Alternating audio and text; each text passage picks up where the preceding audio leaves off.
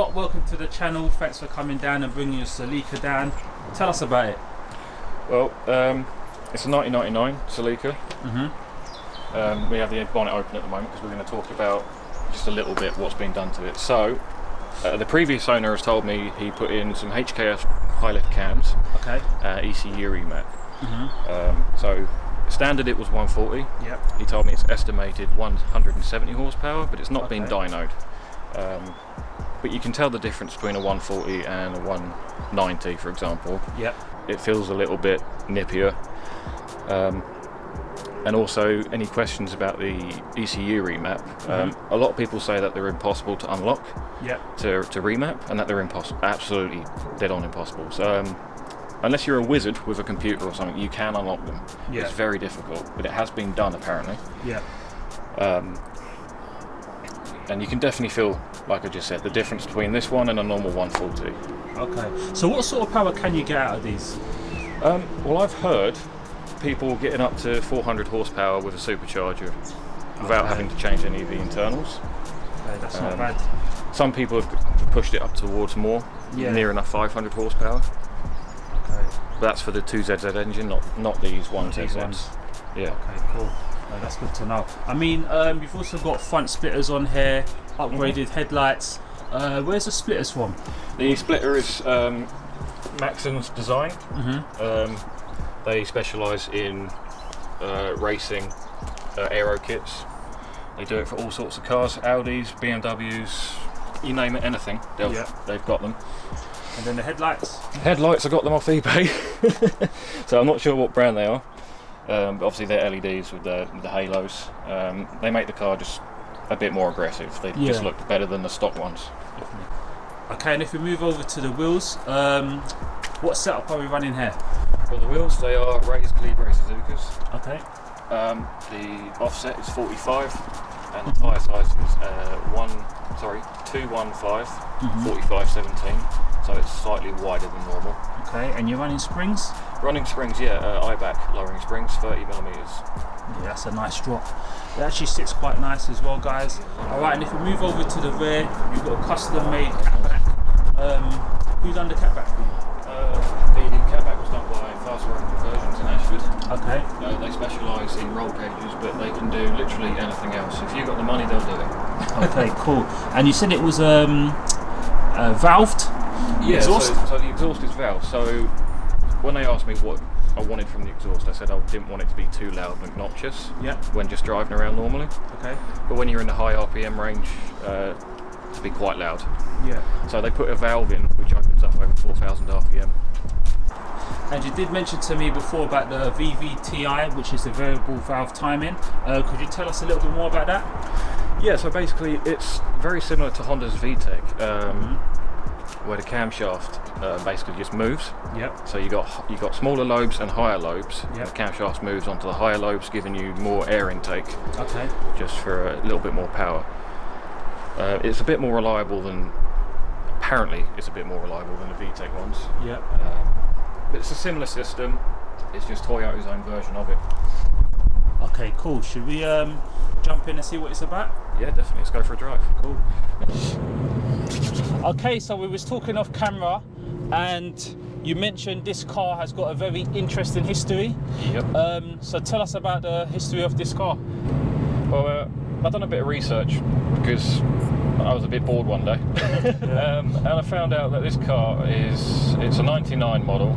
It was rolled off the factory production, whatever you want to call it, in March of 99. So it's one of the first lot of Celicas of the Gen 7s to come off the factory assembly line in Japan. It was originally intended to be sold in Japan for the Japanese domestic market. But the sales demands was really high between 99 and 2001 for these cars. So they had to ship it over to the UK to then be sold to a UK customer. So originally this was made for the Japanese domestic market, and it's got the VIN number to match it. It's got all the paperwork. From the dealership it was sent to, saying it was imported from Japan.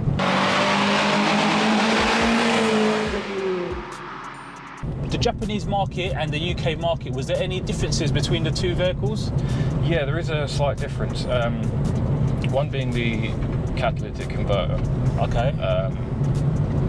In Japan at the time, the emissions regulations were a little bit less strict than they were in the UK or in Europe. So the cat is slightly different, so they have to change that. Yeah. All the controls inside were in Japanese, so they had to change all of that as well. So you could read what you were, you know. Oh, I see what you mean. I was just looking. Yeah. I think that's pretty much the only difference, really, because the Japanese, they knew that. So I guess the speedo had to be changed as well then? The speedo had to be changed from kilometres, into miles per hour. Okay.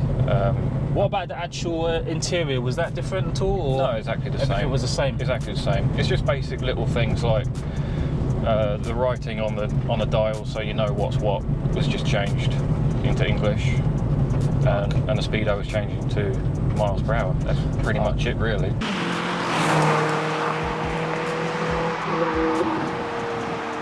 I've had this car for about 6 years now. Okay. In terms of problems, have you faced any? Not really, to be honest with you. So when I first got it, I had to replace the power steering cooling line. Okay. Because it was corroded. Yeah. So it was leaking, so I replaced it with a braided hose. I changed the bonnet latch because it wouldn't close. that happened once. Little niggly things, nothing major then in your ownership? Just little things, nothing major. That's cost, you know, I'd say more than 200 quid to fix. Yeah. So I mean, what are the common problems with these cars? Oil burning is the main issue. Okay. So it was fixed in the facelift Celicas. So from 2003 to 2006, they changed the engine in them. Fixed that problem. So what happens is, after a certain amount of mileage, it does vary. Some cars have been reported to have the piston rings warp at 30,000 miles, some at 100,000 miles. And what happens is, because they warp, it just lets oil through. Okay. It burns oil. Have you had this problem on this car, or? Yeah, it does burn oil. Okay. But it's not really so much of a problem. You keep an eye on the oil level regularly. Make sure it's actually got some. And you'll be alright, actually. It doesn't affect the car at all in how it feels to drive. Throttle response, power, it doesn't really affect it that much.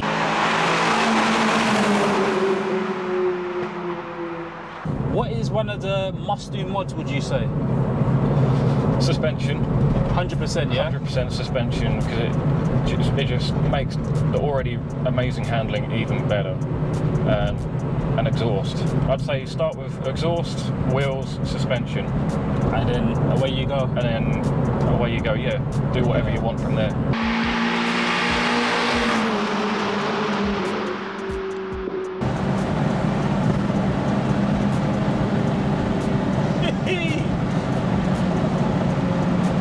That VVT power, eh? Yeah, this is nice. Yeah, you've got a sunroof as well.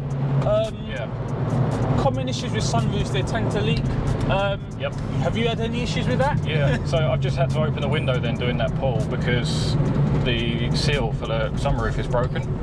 Okay. And above 80, starts flapping about. Starts flapping about. And opening the window sucks it back down. Oh, right, okay. It's quite funny.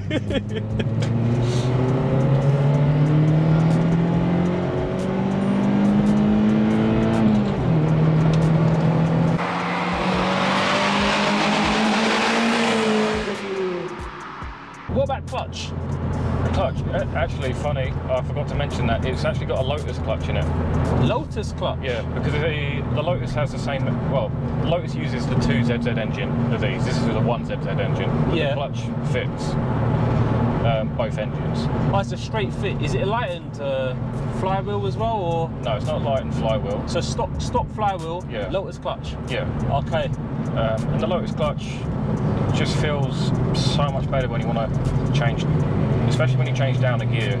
It's less jerky. Is that a standard mod that people do with these types of cars, or? No, I don't know anyone else who's got one. It was quite expensive though, it's about £700 just for the clutch. Okay. Alright. But it makes a huge difference in how quick you can change gears. What Lotus is that from? The Exige. Alright, okay. Or the Elise.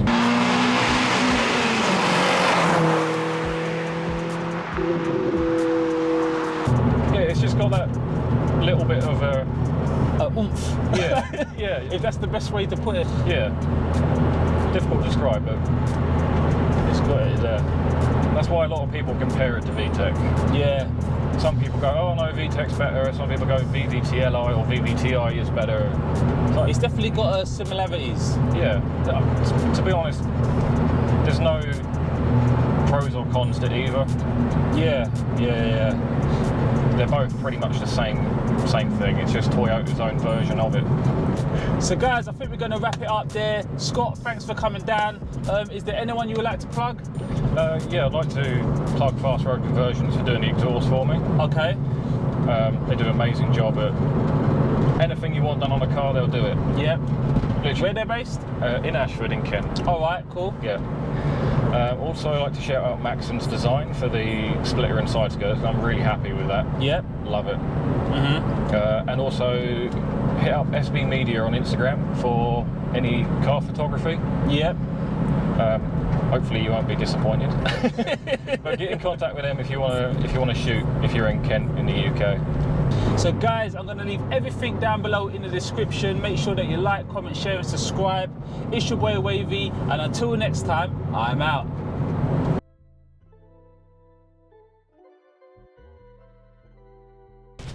You won't catch me in an electric car. I'll speak to you in a few years' time, yeah? Yeah. Remember that conversation? So Scott, why are you driving a Tesla? So it's got 30mm drop on eye-back springs, but it's still got the stock shocks. The eye-back springs are made to work with the stock shocks, and I've decided to do that instead of get coilovers. Okay. Because I use the car a lot. Yeah. And I drive all over the country to different events and see friends. Yeah. So I wanted a relatively comfortable ride, but have it lowered.